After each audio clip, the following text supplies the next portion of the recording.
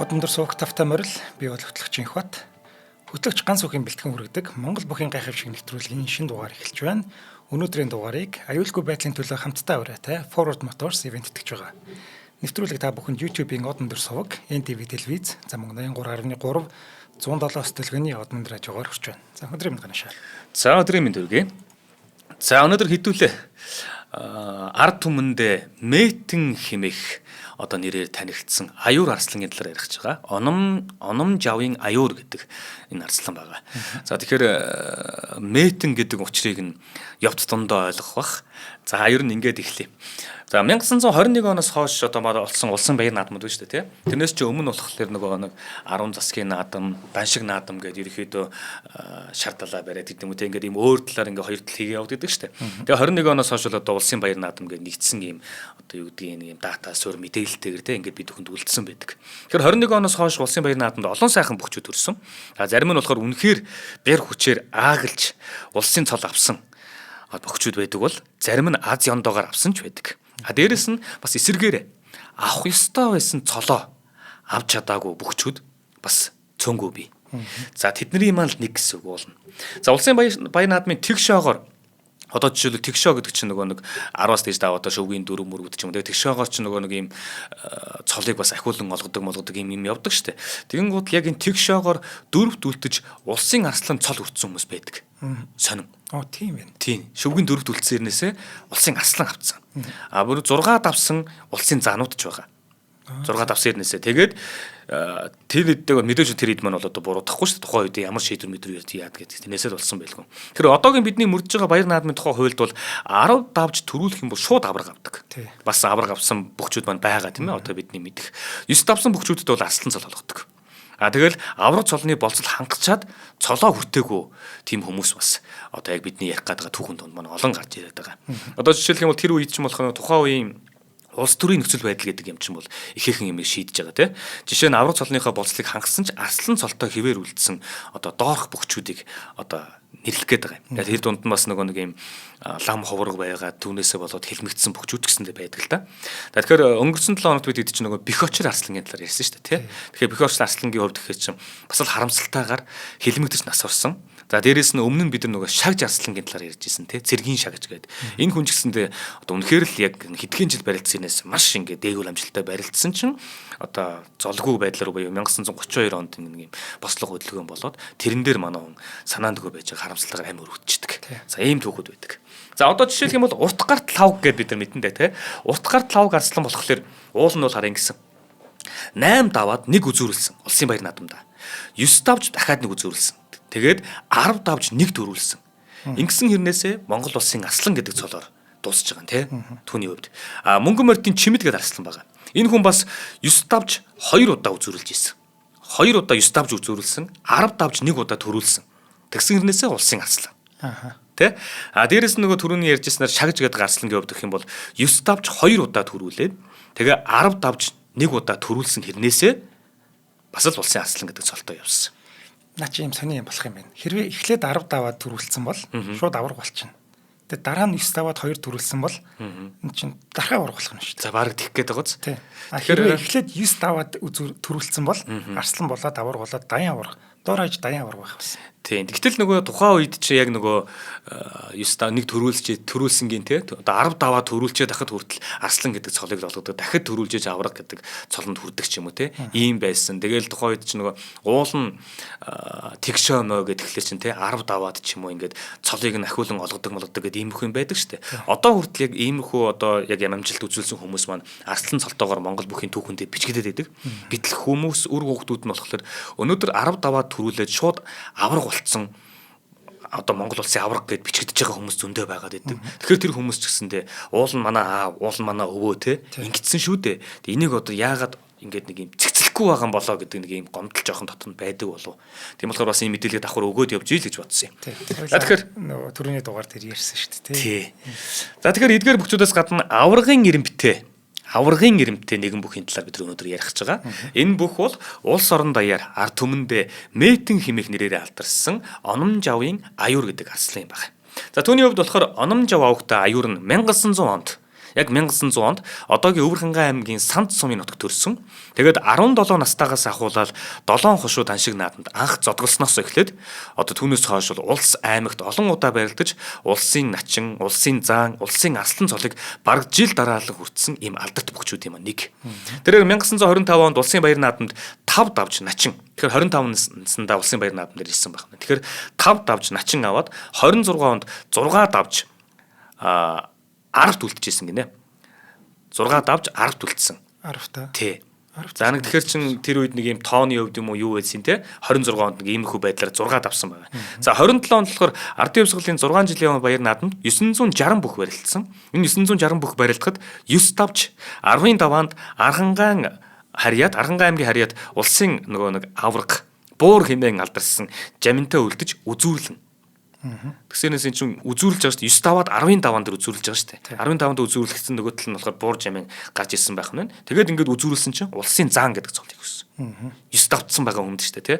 За тэгээд 1928 онд 1000 орчим бүх барилдахад тэр бүхчүүдээс нөгөө нэг төрний дурддаг завхны нөгөө шагж гэдэг шүү дээ, тий. Шагж чинь болохоор нэг үзүүрлээд нэг төрүүлсэн гэдэг ч үлээ сая дурдлаа штэ. Гэсэн чи яг тэр шагжтай яг тэр 1000 орчим бөхөөс үзүүр төрөн дээр үлдээд тэгээд шагжигаа унгаагаад буюу өөрөө төрүүлээд 10 давж төрүүлээд тэгээ улсын аслан гэдэг цолыг 1928 онд хүртсэн байгаа.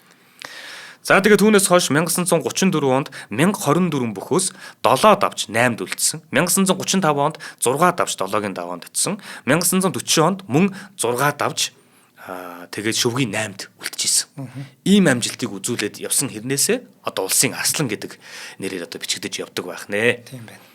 За ийм бүхний талаар бид бүхэн ярих гэдэг юм аа. За тэгээд хоёул хамтран ажиллаж ярьчих тий. За тий. За аюулгүй байдлын төлөө хамтдаа ураатай Forward Motors компани өнөөдрийн дугаарыг ивент итгэж байгаа.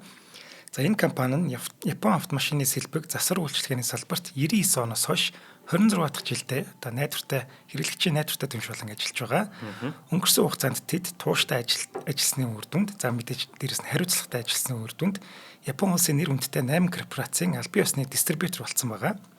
За дэлхийн брэнд бүтээгдэхүүнүүдийг Монголын зах зээлд шууд баталгаатайгаар хүргэж таны автомашинд тохирсон сэлбэг найдвартай үйлчилгээг санал болгож байгаа.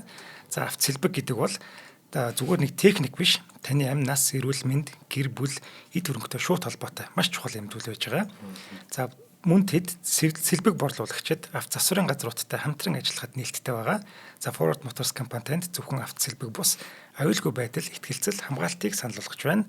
За тэдэнтэй холбогдох утасны дугаар нь 7510 7510 Т3 яг хойно тэдний засварын төв байгаа. Тийш очиод бас уулзч болох юм байна. За баярлалаа. За Forward Motors-тай баярлалаа. За одоо ингээд үргэлжлүүлье. Түүний чинь нөгөө нэг яг түүх намтрын тэрхэр чинь 1900 он гэж шүү дээ. Тэгэхээр одоогоос 125 жилийн өмнө төрсэн хүн байх гэдэг шүү дээ. 126 жилийн өмнө тийм. 126 жилийн өмнө төрсэн. Тэгээд зураг хөргөний тэр юм бол бас ховорхон. Гэхдээ ямар ч сан гэрэл зургнаа үлдэж өнөөдөр бид бүхэн дүрсийг нь хараа сууж байгаа. За 1990-ад онд сүүлдээ их нэртэй нь одоо уулзаж нэг юм ярилцлага хийсэн нэг юм хэсэг байдаг. Тэгэхээр одоо Мэтэн аюурын гэргий Дулам сүрэн гэдэг хүнтэй 1990-ад оны үед л одоо ингэж уулзаж ярилцлага хийсэн байгаа байхгүй. Тэгээ энэ ярилцлаган дээр тэр хүн маань өөрийнхөө одоо ханижлынхын талаар юу гэж дуудаж, юу гэж ярьсан юм бэ, юу гэж дурсамж зөхсөн юм бэ гэхэлэр одоо асуулт нь болохоор Дулам сүрэнга та өвгнийхөө тухай хэр их бэр тэнхээтэй ямар шухан бүх байсан талаар яриад өгөөч гэсэн юм сурвалжлагч нь. Тэгсэн чинь тэгье минийх үү гэж байгаа. За одоогоос 70 жилийн тэртээ юм болоо да. Би бас жоохон орж гараад ингээд баг сагд усамж үлдсэн байна гэхээр чи 1920 оны төгсгөл баг 30-од оныг хэлэх гээд байгаа байхгүй тий. За 20 он моныг ч юм хэлэх гээд байгаа. Манай өвгөн ч ёстой халахын сайхан ирчүүдийн нэг байсан юм аа. Бид чин хуучнаар бол Элдэн Бээсийн хошууны улс шүү дээ. Өвөөгийн маань эцэг нь манай хошууны одоогоор бол Хужирт сумын. Их нь болохоор Сантын хүн байсан юм билэ. Би 18 настайдаа танилцаад удалгүй айл гэр бүл болж 5 сайхан хүүхэд төрүүлсэн юм аа нөхөртөөгөө ханилаад. 17 настайдаа 7 хошуу таншиг наадамд анх барилдсан гэдэг юм билэ. Улсын наадамд жил өнчөхгүй явна. Нэг удаа бит хоёр улсын наадам үзэхээр мориор 5 хоног явж ийж Улаанбаатар хотод ирж одоо нөгөө үзээгүйгээ үзэж баярлаагүйгээрээ баярлаж билээ гэж байгаа. 5 хоног мориор наадмаа үзэх гэж улсын наадмыг үзэх гэж 5 хоног явж их нэртэйгээ. Өвгөн маань шөвгийн 8-д үлдэж байсан юмдаг. Дараа жил нь улсад үзүүлж аймагт төрүүлж улсад үзүүлснийхээ байр шагналыг аваагүй ирсэн. Нэг их удалгүй ерөнхий сайд Пэлчтийн гиндангой манад ирж бай шагнал гэж чихэр жимс торог дурдан нанжин гахаа гүлэм гэдэл одоо бэлгүүдийг өгсөнсөн. Тэр гахаа гүлэм нь одоо хүртэл манай хөргөнийд байдаг. Барилдахдаа их шалмаг, олон ухсраа михтэй. Гэхдээ сурж дадсан гол мих нь бол суйлах гэдэг байлаа. Хүнийг ч өөрийгөө ч их зовоогоод байдгүй хурдан түргэн барилдана. Биеийн галбирын хувьд их бяртай, цээж нь түнхгэр, гидс нь их мехэр маягтай. Одоо мехэр гэхэр юм ингэсэн юм духуу маягийн дотгож байгаа юм уу да? Хонхоосон маягийн юм уу да? Тиймдээч метэн гэсэн нэр авсан баха гэж байгаа юм. Цээж нь юм түнхгэр. Тэгэхээр ингээ гидсэн юм ингээ татуу тий. Тэгэхээр чин биеийн хэлбэр нь ямар бодогдох вэ ингээл ерөн л мэдэгдэж байгаа шүү дээ. Хаас 1920-од 30-од онд гэсэн үг шүү дээ. Өвгөн маань ах トゥ осор жамбал хоёртойгоо үлзэд сумын нааданд барилдаад гуруулаа үлдэж байсныг ботход ах トゥ сэрэг бүх болс байсан. Ямар ч засуулчийн дэргэд зогсож байхдаа тэднээсээ их өндөр харагддаг. Харин бүрд сумын харьяад их Монгол шарав замцгаатай морь унаад ханилж явахыг харахад бол хүүхэд том хүн хоёр явж байгаа юм шиг харагддагсан гэж. Өвгөний тэнхээг манай аав их ярих дуртай байдаг. Манай залгаа нутгийн хашаатын худагт тэмээ очоод ойр хавийн улсууд нь гарах гэж ядаж зөхөө чадлагүй өвгөний гуйхт нь тэмээг худгийн хашлагтаа хамт суг татаж байсныг нь аав минь дахин ярьж толгоос хэсэг суудагсан гэж. Тэгэхээр хадам аав нь хамт яваа тэр үйл явдлыг харсан байна шүү дээ. Тэгээ сурвалжлагч болохоор танахаар бөхчүүд аль хэр ирдэг байв даа гэж асуусан чинь. Өө их ирнэ. Манай хүн чинь хүнийг том баг баян ядуу гэхгүй их найрсаг. Тэгээ дээрэс нь наргаанч олонтойгоо эвдээ явсан хүн шүү дээ. Их Монгол шарав замцгай Арва хэрийн банд арслан нөгөө нэг хоёр арслан бэлддэг тий банд арслан улсын арслан гялдангийн цоодл шүр заан гэд олон алдартай бүх ирдэг. Өдөр шөнөгүй найрлаж эдээ бодоо болдог. Улс даяар алдартай бөхчүүдийн тухай хин хэнийг нь ямар мэхэр унагсан хойтон жилийн наадамд яаж барилдах гэд сайхан ярилцгаа суудагсан. Манайх хоноцгүй хонож байсан удаа цөөхөн санагддаг гэж. Тэгэхээр тэднийхэр баян хүн ирдэг те. Тэгээ бас 5 хүүхэдтэй хэр чим хөл хөдөлгөөнтэй ийм л айл байсан байх нь. За эдгэлж хэрглэжсэн зүйлсээс нь юу хадгалагдаж үлдсэн бэ гэж асуусан чинь. Манай хүн ч өөрөө их тайван, хинэггүй таланд дийлдсэн тийм хүн байсан да хөөрхий гэж. Харин нэг ахыгаа дагаад жил дараалан аян жинд явна. 100 болоод ирэнгүүт хүрэн хонгор зүсмийн 2 морио сагсруулж живхрүүлж унаад л найр наадам хисээд гэрийн бараа цөөхөн харанда заримдаа гэрээ ачаалд өчгөөд л айл хисээд яваад өгнө. Тэглээгээд манайх ажил салгагддаггүй.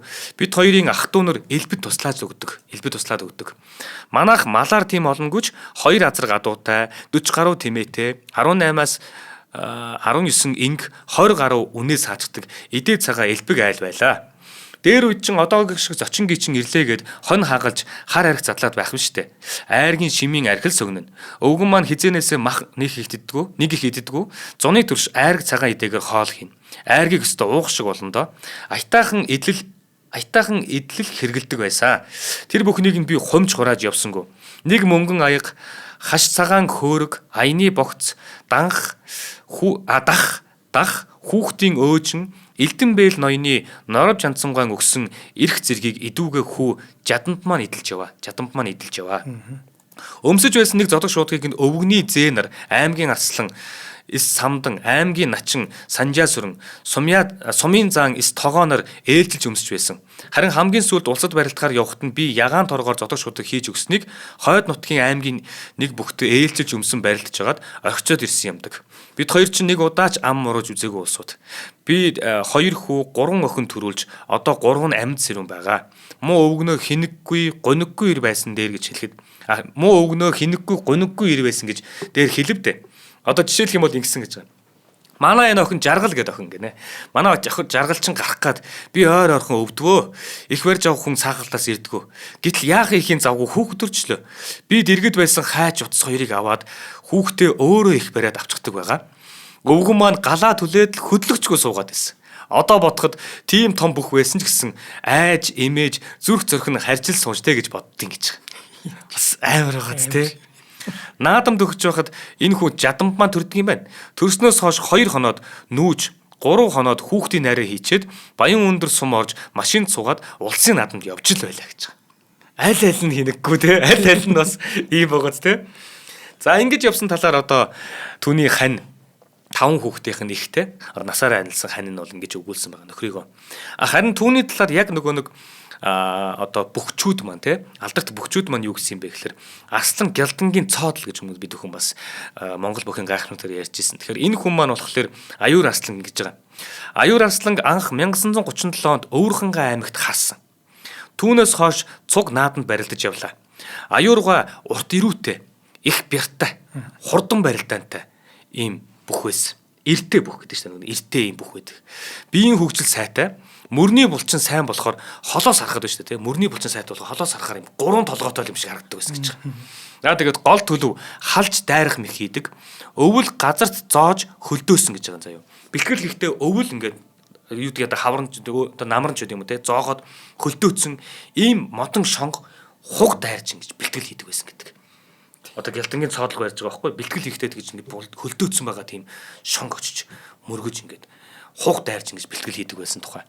Тэгээ дээрээс нь даруу төлөв зантай нөхөрсөг тусч уртын дунд их дуртай хүн байсан. Хол ойрын наадамд явахдаа одоо Яванхай гэдэг хүмүүсийн дунд Яванхай гэдэг нэртэй лувсанд орж идэг тийм дуучин хүн байдаг юм байна л да. Энэ хүнийг байнга дагуулж явдаг.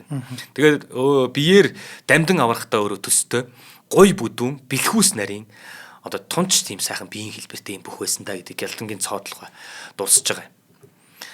За заан гомб давуу гэдэг хүн болохоор Бээлийн гэж байгаа нэг Бээлийн хушууны гэдэгт те Бээлийн аюур бэртэй хоёр талдаа тонгордог, баруун зүнгүү тонгордог.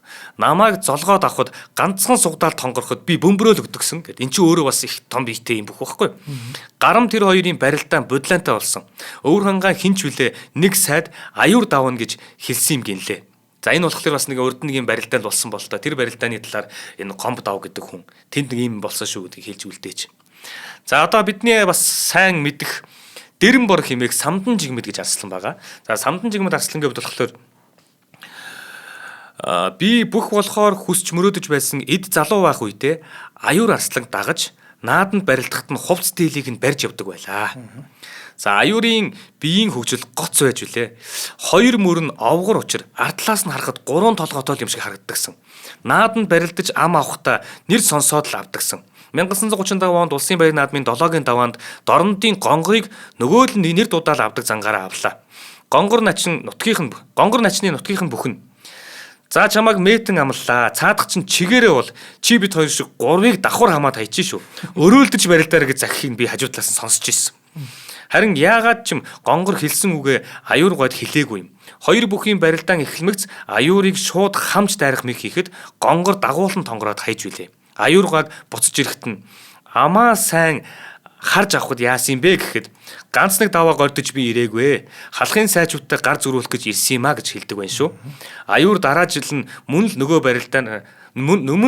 байдлаараа ам авч барилдчихлээ. Ер нь би нэг ам амснаа дахиж амлаж авахгүй боддог гэж өөрөө ярьж ирсэн. Одоо нэг авчих юм бол тэрийг дахиж авахгүй. Дараа жил нь дахиад өөр хүн аавна. Ингээд сонгож барилддаг. Тэгээд нэг хоёрхан даваа гордож би ирээгүй. Хаана халахын сайжууд байна бүгдэнтэй барилдана л гэж ирдэг. Ийм гэж байна. За тэгээ аюур арслан гэж ийм л нэг өвөрмөц сайхан чанартай бүх байсан шүү гэдгийг манай Дэрэн бор хэмээх Самдан жигмэд арслан маань дуссан өгүүлсэн байна.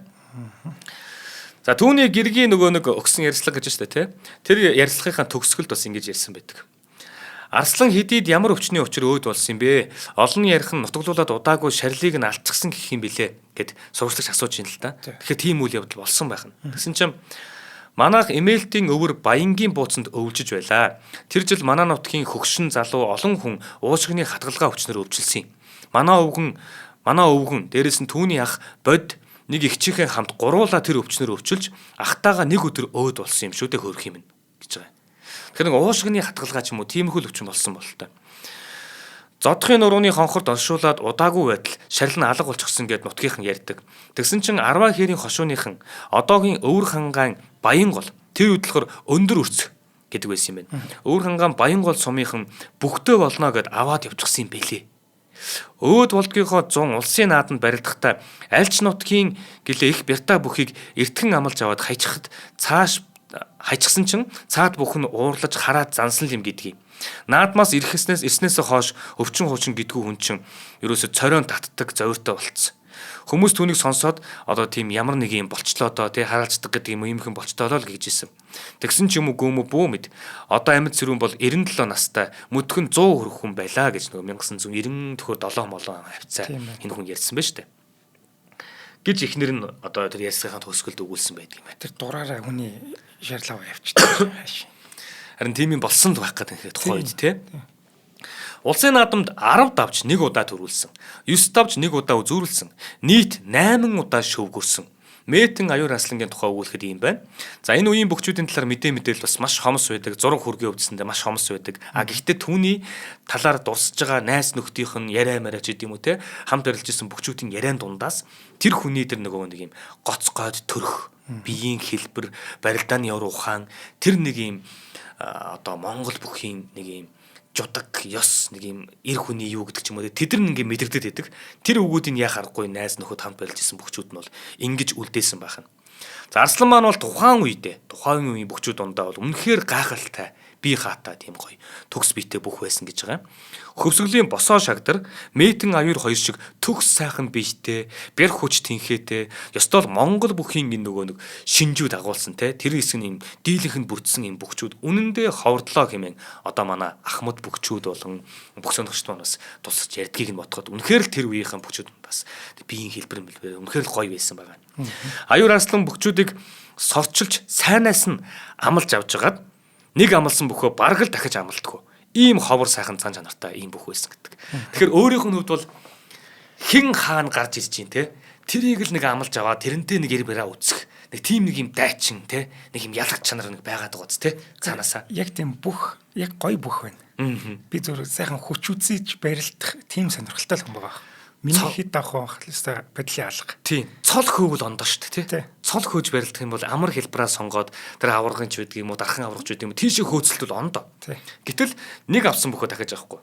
Унгаасан байсан ч гэсэндээ би түүнийг давтсан л дахиж авахгүй. Унсан байсан ч гэсэндээ дахиж авахгүй. Аль болох өөр бөхчүүдийг ингээ сонгоод аваад явдаг гэхээр айгүй гой цан чанар байгаа байхгүй. За ингээд өнөөдрийн ярьж байгаа энэ аюур арслан. За аюур арслан гэхээр бид нар сайн мэдгүй байж магадгүй. Гэхдээ манай бүх сонирхогчд болон одоо сонсож байгаа хүмүүст бол те Мэтэн гэдэг энэ нэр нь бол тэр цаанчин яваад идэг. Тэгэхээр Мэтэн хэмээх энэ өвөр хангаан Мэтэн хэмээх аюур арслан бол яалтчгүй ихэнд дурж ирснаар аваргын болцлыг хангасан. Аваргын цолны болцлыг хангасан. Гэхдээ аваргын дайтай арслангууд гэдэг шүү дээ те. Тийм арслангуудын маань яах аргагүй нэг нь байсан юм байна. Тийм байна. Энийг асуултайгаа зураг байна л да. Энэ одоо танхаагаас танхаал байна. Тий. Засуулан 50% зооцсон. Тий. Засуулан ч гэсэндээ ер нь бол бас л харахад нэг дүүрэн хүн байгааз тий. Гэтэл тэн дээр ингээд одоо мөрөн дээр нь ингээд зогсож байгааг ингээд харахад бол бас л юм хэлбэр мэлбэр өвдөр нэг гидс мэдс бол юм нарийн байгааз тий. Тэгэл юм цээж түнхгэр тэгээ мөрний булчин юм томтоо гэдэг. Тэгэл араас нь харахад 3 толгойтой юм шиг харагддаг гэхэр чи тий. За тэгээд өөр хангаан одоо нэг ийм сайхан бүх байжээ. За баярлалаа ганашаа. За баярлалаа. Тийм манай одоо энэ бүхийн холбоо ч юм уу тэр дүрм журмаа бүр нэг сайхан тодорхой болгоод тэгээд өмнөх хүмүүстэй яг өгөхсдөд цолыг нөгөөд ингээд сайхан ингээд алдаршуулмаар байгаа юм. Тийм нэг жигдлмээр ч юм санагдал надад. Энэ бол нэг буруу зүйл биш ба хүмүүс ч гэсэндээ нэг дургуцахгүй болоо дээ тий. Тийм хоёулаа ч гэсэн одоо ярмаар байна шүү дээ. Хэрвээ ингээд жигдэлчих юм бол за тийм цолтой байсан юм аа. Гэтэ тэд даваа төрүүлсэн үзүүлсэн. Одоогийн дүрмээр бол цаадуулчин яг аваргыг өгсөн гэж яриад юм гэж бас алдаршуулмаар байгаа байхгүй юу? Тийм шүү дээ. Одоо хоёул бол эргэлзээд байна шүү дээ. Одоо юу гэж дуудах юм? Хоёр төрүүлчихэд байдаг арслан гэж дуудах юм уу яах юм? Тийм. Ингээд нөгөө юу гэдгийг ингээд цаашдаа яах л үлгүүд одоо нэгтгсэн ийм одоо нэвтрхий толшин маягийн ч юм уу те тэгэл Монгол улсын арслангууд одоо цаанууд начингууд ингээд бүгднийг ингээд бичлээ гэхэд тэр дунд чинь одоо саяных шиг те ингээд төрүүлээд 10 даваад өнөөдөр ингээд 10 даваад төрүүлсэн бөхчүүд авраг болоод тэр хүмүүсийн ингээд зэрэглээрээ ч юм ингэх гээд хахад гэтэл тэр хүн чинь хаа байсан тэнд тэгэл 10 даваад юм уу тэгшөөмөөгоо төрүүлчихэд хахад хүртэл арслан нэрээрээ байгаад байгаа тийм улсууд их байгаа шүү. Энийг ер нь манай бүх сонирхогчид бид хэвчгсэндээ ер нь дугрыг нийт жоохон дугрыг те сайн хэлж яри. Одоо тэгээд хүрх өстө хүмүүст нь хүртэл нь чадхаараа хэдүүлээ нийгэмд хүргэе да те. Тэг. За баярлалаа. За баярлалаа. За өнөөдрийн дугаарыг маань аюулгүй байдлын төлөө хамтдаа ураатай Forward Motors ивент итгэлээ. Нэвтрүүлэг маань та бүхэнд YouTube-ийн од мөндөр суугаар болон NTV телевизээр мөн 83.3 107 столвины од мөндөр радиогоор хүрсэн. За дараагийн дугаараар уулзъя. За баярлалаа.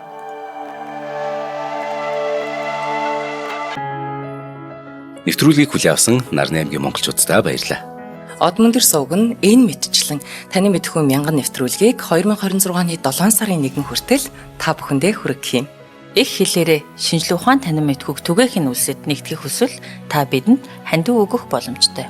Жилдээ ганцхан удаа 100,000 төгрөгөөр биднийг дэмжснээр шинжлэх ухаан танин мэдхүйг түгээх энэ үйл хэрэг амжилттай үргэлжлэх юм. Одмондөр нэр дээрх Худалдаа өвчлийн банкны дансуга 4191 тэг 4518. Та 100,000 төгрөгөөр шилжүүлэхдээ гүйлгээний утга дээр нь өөрийн нэр болон утасны дугаараа заавал бичээрэй. 100,000 төгрөг хандалснаар Одмондөр сувгийн алтан гишүүн болох юм а. Шинжлэх ухаан танин мэдхгүй Монголд ялах болтугай.